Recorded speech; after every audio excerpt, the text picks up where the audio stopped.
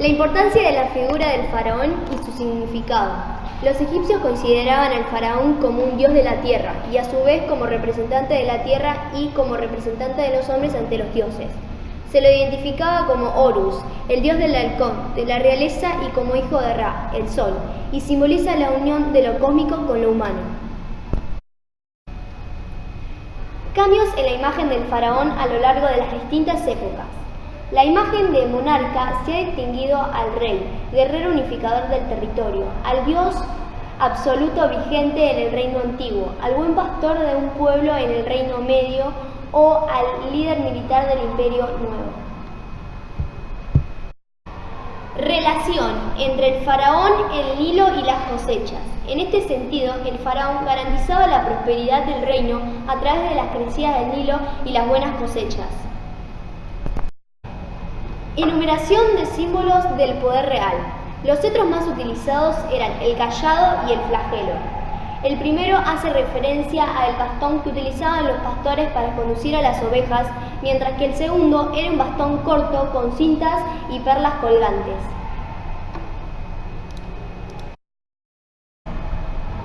Los palacios. El término palacio hace referencia a la residencia principal del faraón, un conjunto de edificios residenciales y administrativos. Designaban a todas las residencias secundarias del rey en todo Egipto: talleres, oficinas, depósitos, campos, rebaños y puertos, junto con los funcionarios, escribas y artesanos que las ocupan y que dependían de la administración central. De esta manera, el palacio es una organización administrativa, económica y social frente en todos los países. Los altos funcionarios. Los altos funcionarios podían ser consejeros reales, oficiales de la corte, jefes militares o gobernadores. Actuaban como agentes del palacio y de los templos. Debido a que poseían bienes propios, gozaban de una relativa autonomía que les permitía disponer de numerosos bienes y funcionarios subalternos. Al igual que el templo y el palacio, cada alto funcionario concentraba y distribuía tributos, bienes y servicios. El funcionario más importante era el visir, que se responsabilizaba de toda la administración del reino. Los templos tenían una estructura similar a la del palacio. Lo fundaba el propio faraón y eran unidades administrativas y económicas autónomas dentro del Estado. Estaban administradas por los sacerdotes que organizaban el culto a los dioses y al faraón. Poseían arcos, tierras, rebaños y funcionarios escribas. El poder del faraón. Para poder ejercer el poder político, militar, administrativo y judicial, el faraón era asistido por un conjunto de funcionarios ligados a la corte, el palacio y los templos. Los escribas eran un tipo especial de funcionarios estatales, que eran esenciales para el funcionamiento de la burocracia estatal. Tenían conocimientos de escritura y cálculo. También se creía que eran los inventores de la escritura, debido a que creaban los signos que la componían y eran intérpretes de lo que no sabían leer. Su función principal era el registro de personas, ganado y riquezas del reino, para calcular de manera correcta los impuestos y la distribución de los recursos. El aprendizaje del oficio del escriba comenzaba alrededor de los 12 años y estaba reservado a los hijos de los funcionarios. El trabajo se basaba en la copia de documentos oficiales, cartas, textos religiosos y literarios. Principales actividades económicas. La economía egipcia estaba basada en la agricultura intensiva y la ganadería. El régimen regular de la crecida del río Nilo determinaba los ritmos de la producción y los antiguos egipcios dividían el año en 3 estaciones de 4 meses: inundación, cosecha y sequía. Bien. Importancia y significado de la caza en el desierto para los egipcios. La caza del desierto tenía un doble propósito: la carne y también atrapar los animales vivos. Por otra parte, los animales del desierto tenían un carácter maléfico, ya que dependían del dios Set, hermano y enemigo de Osiris. Animales que eran criados y la forma que se hacía. Los animales domésticos más usuales eran los bueyes, los asnos, las ovejas, los cerdos y diversas aves. En los ríos y pantanos se realizaban actividades de caza y pesca. La ganadería está dividida en dos tiempos. En el primer tiempo, el rebaño vivía en las grandes praderas en libertad. Luego los encerraban con fértiles pastos, así engordaban para después de un tiempo matarlos. Los cultivos básicos y lugar donde se guardaban las cosechas. Los cultivos básicos eran el trigo duro como alimento humano y para el ganado, la cebada para hacer cerveza y el lino que utilizaban para confeccionar el vestuario. En menor medida se producían legumbres, hortalizas y frutas. Las cosechas se almacenaban en el doble granero y en la doble casa blanca. Los campesinos. La mayoría de la población estaba formada por los campesinos que vivían en aldeas ubicadas en zonas fértiles. A pesar de ser los productores de la riqueza del reino, vivían en condiciones muy precarias.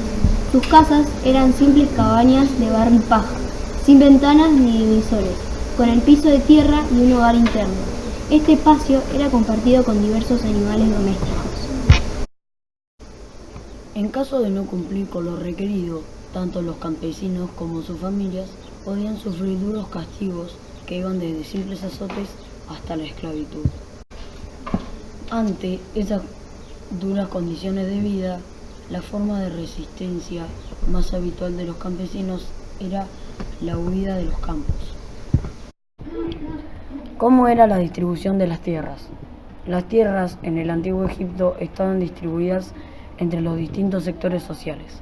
Las grandes propiedades pertenecían a la realeza. Estas tierras eran propiedad del palacio o del propio faraón, y otras tierras comunales en las aldeas que producían los alimentos necesarios para la subsistencia de la población. Herramientas. Luego de la crecida del Nilo, comenzaron a labrar y sembrar la tierra. Utilizaron rústicas herramientas de madera fabricadas por ellos mismos, como la azada y el arado tirado por bueyes. Materiales secundarios provistos por la agricultura.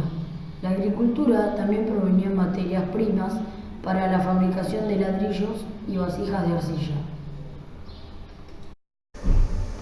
Los artesanos. Existían dos tipos de actividades. Por un lado estaba el artesano común, que habitaba en las aldeas donde campesinos fabricaban los instrumentos y utensilios para el uso cotidiano, como cuencos de arcilla y recipientes de madera.